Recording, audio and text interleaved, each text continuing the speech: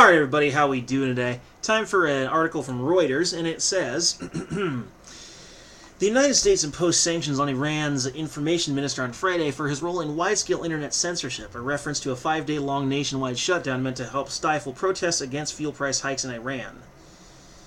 The internet blockage with Iran said that on Thursday it had begun to roll back, made it difficult for protesters to post videos on social media to generate support and also to obtain reliable reports on the extent of the unrest.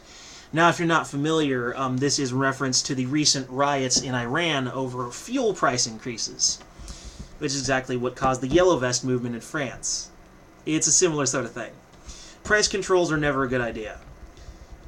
Sometimes corporations have a really hard time breaking even, and the overall cost becomes very difficult to maintain. But Mohammad Javad Azari Jaromi, the Iranian minister, has advanced Tehran's policy of repressive internet censorship while in office, according to the U.S. Treasury Department, which described him as a former intelligence official who has been involved in surveillance against opposition activists.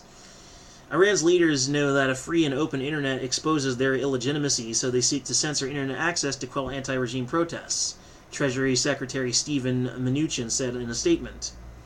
We are sanctioning Iran's Minister of Information and Communications Technology for restricting internet access, including to popular messaging applications, that help tens of millions of Iranians stay connected to each other and outside the world, he added. And the outside world, I should say. I said outside the world, blah, blah. The sanctions block any Azari Jaromi property under U.S. jurisdiction. The Treasury Department said in a statement saying its regulations generally bar dealings by U.S. persons or those transitioning to the United States in such property. I'm not the only member of club of sanctioned persons based on Trump's fairy tales before me. Iran ICT startups, developers, cancer patients, and EB children were there. I'll continue advocating access to internet, and I won't let U.S. to prohibit Iran develop economic terrorism, Azari Jaromi tweeted after the announcement. Now, this is the kind of sanctioning that I can approve of, because this isn't resulting in anyone starving or dying from a disease that would otherwise be curable.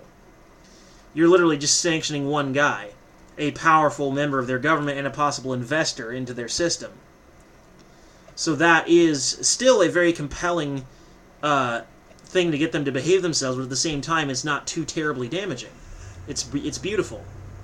This is essentially like a submission hold, where before he was doing more of a freaking pile driver.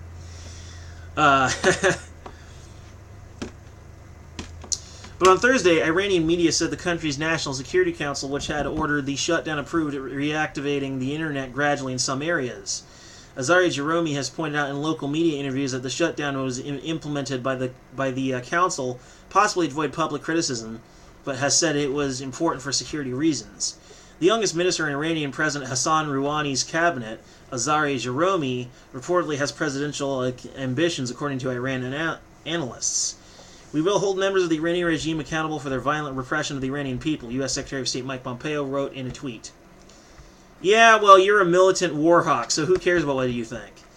Demonstrations have spread across Iran since last week after the government announced gasoline price hikes of at least 50% and quickly turned political, with protesters demanding that top officials step down. Tehran has blamed thugs linked to exiles and foreign foes, the United States, Israel, and Saudi Arabia, for the unrest. The protests in Iran came as the Iranian economy has been crippled by U.S. sanctions reimposed since President Donald Trump withdrew from Tehran's 2015 nuclear deal with major powers.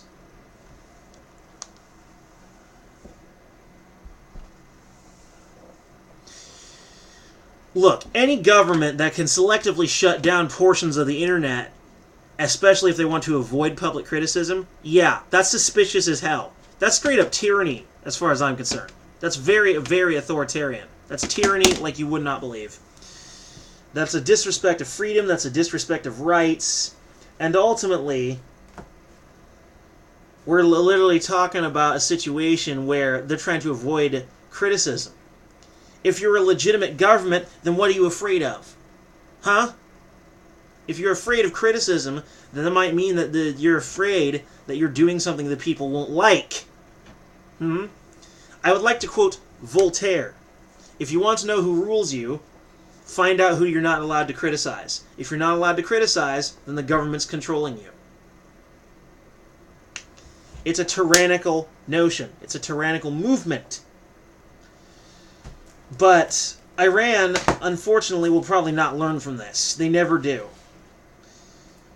At some point, the protests will grow, and their government will be placed under a lot of pressure. Now, they could go the French route and just ignore the protests and keep going on their merry way, pretending there's not a problem. You know that little meme about the dog in the suit sitting in his house, and his house is on fire, and everything's burning down, and he just says, "This is fine." That's France right now. Iran could go down that route, or they could go down another route and address the issue. Stop censoring the internet, and stop trying to control your fuel prices. If it is the truth, it has nothing to fear from being criticized. And if it is legitimate, then it has nothing to fear from public criticism. Criticism will only enhance the system. Anyway, peace.